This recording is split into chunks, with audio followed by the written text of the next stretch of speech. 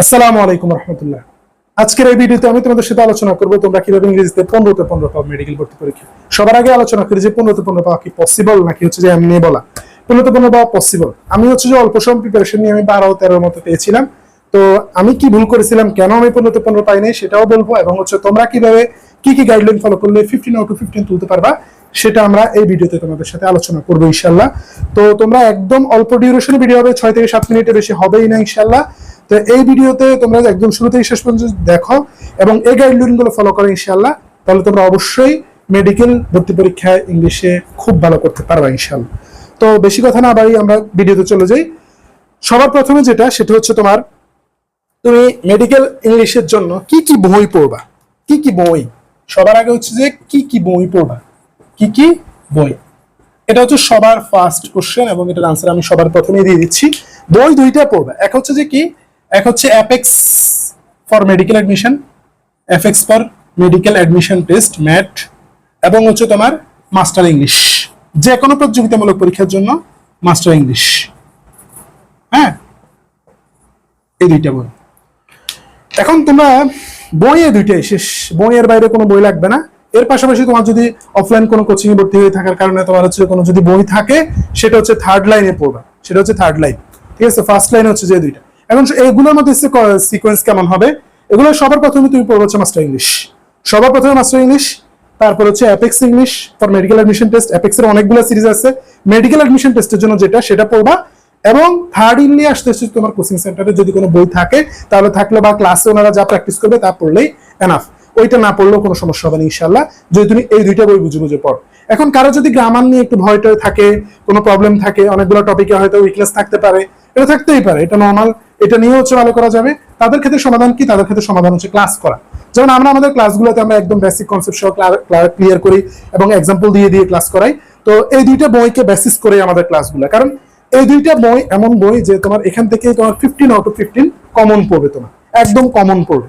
তো কমন পড়লে আমরা যদি টপিক ধরে ধরে তোমাদের বেসিক কনসেপ্ট গুলো ক্লিয়ার করে এক্সাম্পল গুলো প্র্যাকটিস করে তাহলে ইজিলি তোমরা পারবে ইনশাআল্লাহ।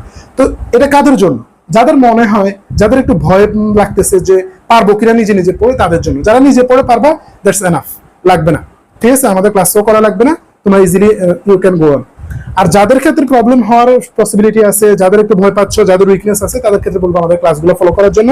আমাদের যে ইংলিশের জন্য ছোট করে একটা কোর্স আছে, সেটাও তোমরা এনরোল করতে পারো, বা মূল কোর্সে এনরোল করলে ওই পাশাপাশি যে ইংলিশের কোর্সও পেয়ে যাবে। হ্যাঁ, তো এবার আসো এই দুইটা বইয়ের ব্যাপার গেল, কি কি বই পড়বা সেটা আমি সেই কোশ্চেনটা ক্লিয়ার করছি। এবার আসো হচ্ছে যে তোমরা দ্বিতীয় কোশ্চেন, সবচেয়ে গুরুত্বপূর্ণ কোশ্চেন হচ্ছে দ্বিতীয় কোশ্চেন, কিভাবে পড়বো ভাই, কিভাবে পড়বো। কিভাবে পড়বো, দ্বিতীয় কোশ্চেন কিভাবে পড়বো। এখন কিভাবে পড়বো এই কোশ্চেনের আনসার যদি আমি তোমাদের দিতে যাই, তো এখানে অনেক লম্বা চড়া কথা আছে এবং এগুলো খুবই সিক্রেট কথা ছিল এতদিন আমি হচ্ছে যে পেইড ব্যাচ ছাড়া এই কোর্সগুলো কখনোই আর পাবলিকলি বলি নাই। তো এখন আজকে বলে দিচ্ছি, তোমরা খেয়াল করো, সবাই উপকৃত হোক, এটাই আমি চাই। তো এটা ব্যাপার কি, কিভাবে পড়বে জিনিসগুলো হচ্ছে যে পার্সোনাল ব্যাপার। তো ওনারা কোচিং সেন্টারে কি করে, জাস্ট হচ্ছে যে তোমাদের ক্লাস করাই দেয়, কিন্তু তুমি কিভাবে পড়বা বাসায়, তুমি কিভাবে আত্মস্থ করার মাধ্যমে। অ্যাকচুয়ালি আমি কি করছি, একদম তোমার সাথে আমার 1-to-1 কমিউনিকেশন। আমি কি করছিলাম, আমি কিভাবে পড়ছিলাম, আমি সেটাই তোমার সাথে শেয়ার করতেছি। তুমি কি করবা, ধরো তুমি অ্যাপ্রোপ্রিয়েট প্রিপোজিশন করতেছো। এখানে অ্যাপ্রোপ্রিয়েট প্রিপোজিশন হচ্ছে যে এক চার্ট আছে বড়, ওইখানে 1000টার মতো আছে, এক্সাম্পল আছে 1000। এই জাস্ট এই দুইটা বই মিলে 2000 উপরে পাবা। ঠিক আছে, এত এত এক্সাম্পল তুমি কিভাবে পড়বে, জাস্ট একটা টপিকের কথা বলছি। তোমার তো 15-16টা টপিক পড়তে হবে, তো একটা টপিক। তো এখন আসো, এগুলো পড়ার ক্ষেত্রে একটা ট্রিক্স হচ্ছে কি, তুমি কি করবা, তুমি হচ্ছে যে ধরো আমরা তোমাকে এই জিনিসটা একটু লিখে লিখে বুঝাচ্ছি, বোর্ডে ভালো করে কনসেন্ট্রেট করো। ধরো 1000 কোশ্চেন আছে, সে ফর 1000 কোশ্চেন আছে, তুমি কি করবা, অ্যাপ্রোপ্রিয়েট প্রিপোজিশনের ক্ষেত্রে রুলস টুলস একটু কম বা নাই বললেই চলে।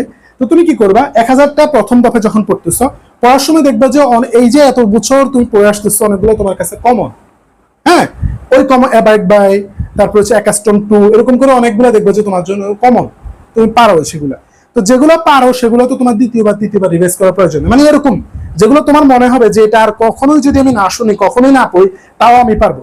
এগুলা বাদে যেগুলো তোমার কাছে মনে হবে যে আরেকবার রিভাইজ করা দরকার বা বারবার রিভাইজ করতে হবে, সেগুলোকে তুমি মার্ক করবা, মার্ক করবে, এরকম করে মার্ক, এরকম করে মার্ক, এরকম করে মার্ক। ঠিক আছে, একদম পার্সোনালি কিভাবে পড়বা সেটা বলতেছি। কি দিয়ে মার্ক করবা, কলম দিয়ে না, পেন্সিল দিয়ে মার্ক করো। পেন্সিল দিয়ে মার্ক করার পিছনে রিজনটা আমি একটু পরে বলতেছি।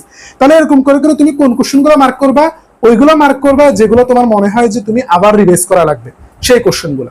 ঠিক আছে, গেল। তো তুমি পুরো কোশ্চেনগুলো মার্ক করতেছো। ধরো হচ্ছে যে মার্ক করার পরে তোমাদের যদি মোটামুটিও পড়া থাকে তাও হাফে দেখবে নেমে আসবে। তারপরে আমি আরেকটু বাড়াই ধরলাম যে 600টা কোশ্চেন তোমার আছে, 400টা এমন কোশ্চেন তুমি পাইছো যেগুলো তুমি আর জীবনেও না পড়লে বা এক্সামের আগ পর্যন্ত আর রিভাইজ না করলেও চলবে। এবার এই 600টাকে তুমি সেকেন্ড বার রিভাইজ করো যখন, তখন আরো হাফ হয়ে যাবে 300, তখন আরো হাফ হয়ে যাবে 300।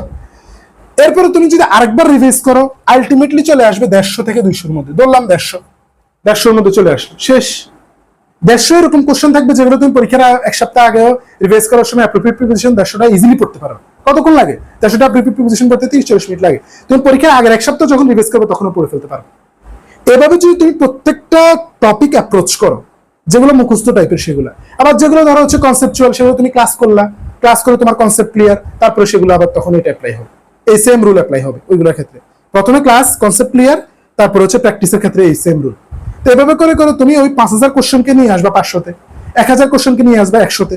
তো এভাবে করে করে তুমি বাল্ক কমাই ফেলবা। ধরো তোমার ওই বইগুলো হচ্ছে 500 পেজের, তুমি এটাকে এরকম করে কমাই নিয়ে আসবা 50 পেজে বা 100 পেজে। তো 100 পেজ তুমি ইজিলি রিভাইজ করতে পারো। এটা হচ্ছে কিভাবে পড়বার উত্তর, সবচেয়ে ইম্পর্টেন্ট, মোস্ট ইম্পর্টেন্ট পার্ট এই ভিডিও।